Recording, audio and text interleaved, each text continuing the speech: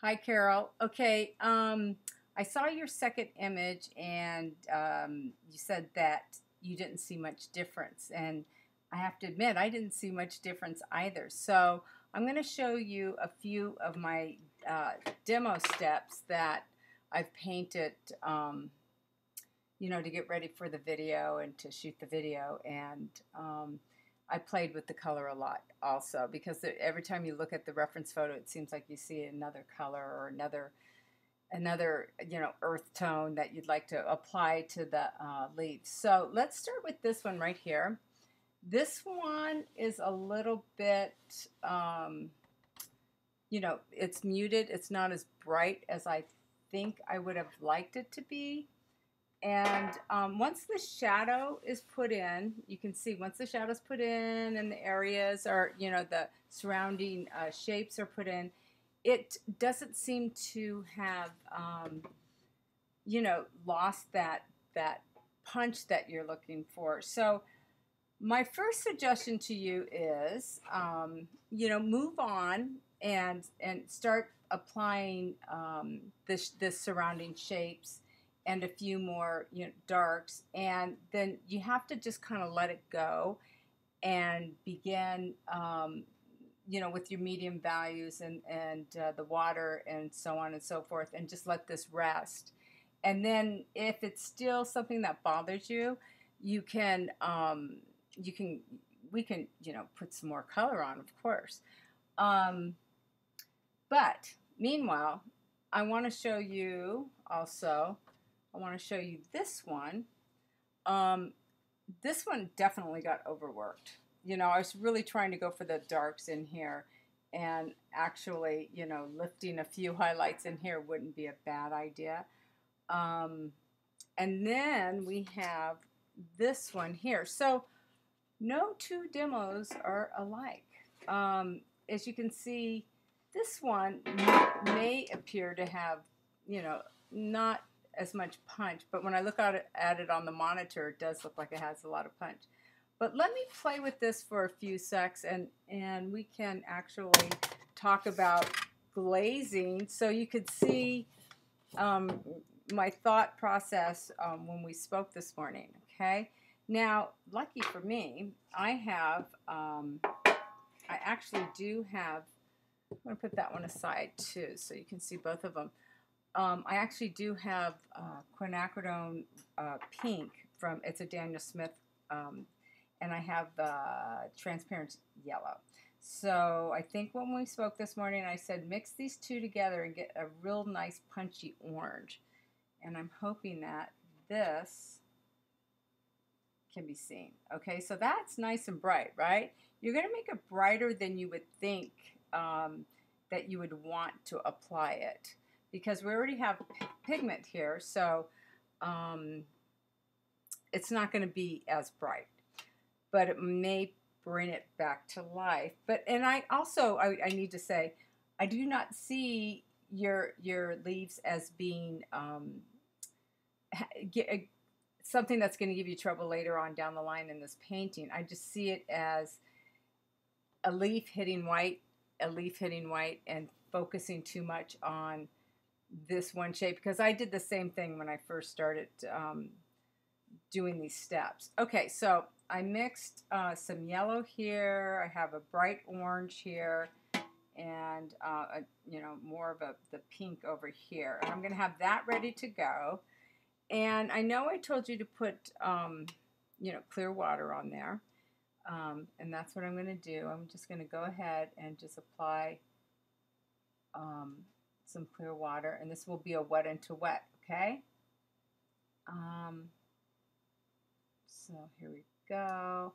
I'm going to do this real quick and hope I get this up and posted, because I'm going to run back over to the hospital because my son is having a little surgery tonight, and I kind of want to be there, of course. And the hospital's only about 5 minutes away, and we were there most of the day, so wanted to run home and check in on all of you.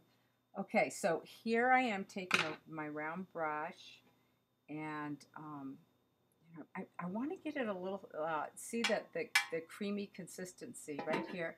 You could punch, and throw that on there. you know, a couple strokes, right, like so. And if you like, you can come back over here to the yellow and add a little wisp of yellow on both sides. And then here's the hard part. You have to resist throwing any more color on there, because the more brush strokes, okay, the more brush strokes you apply in a wet into wet situation, watch, the more it becomes muted. The you just, all those brush strokes becomes one muted hue.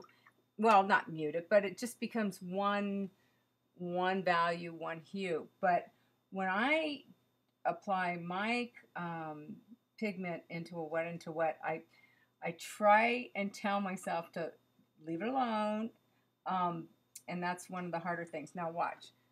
I'm going to put this punchy orange in there, and I'm going to drop it in. Whoosh. Just put it in, drop it, and let it be. And let it be. So now, again, you can come over to the yellow and drop a little on the side, drop a little on the side. Then let the colors just mingle. I'm going to bring it up closer to the camera, so maybe you can see. Can you see how the separation of the pigments become more fun to look at than when you paint and paint and paint like I did here, trying to create something? It's better just to less brush strokes, let the pigment do its thing in the wet into wet technique. Okay.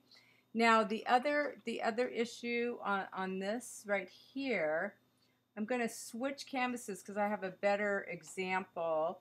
Well, this one's pretty. This one is way overworked, and I know it's because I did it in front of the camera, and it was just one of those pieces that I overworked a lot. So I'm trying to find a place to put this down because it's so wet. Okay, so this one, very muted, right?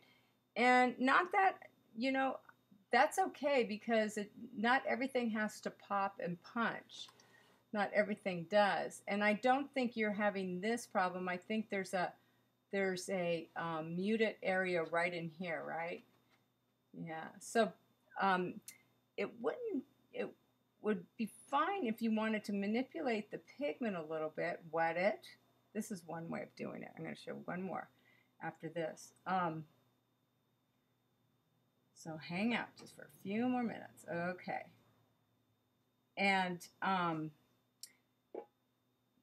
have pure phthalo blue. I'm just going to drop it in there just out of curiosity. And you can see that it's going to punch this up. And I'll bring it close to the camera, okay? Okay, so you can see right there, it's kind of punchy. But I'm not going to, you don't want to overwork it. You want to leave it alone. Just let it be. And if it's not exactly the color you were hoping for, just let it dry, and you'll get a second opportunity. Okay, again, right here, my critique or my suggestion to you this morning was to apply phthalo blue. And let me see. I'm going to put my palette up here so you can see the mixture. Okay. Well, got a lot in there. See that? So do you see how it's not even watered down to the consistency that I told you it should be?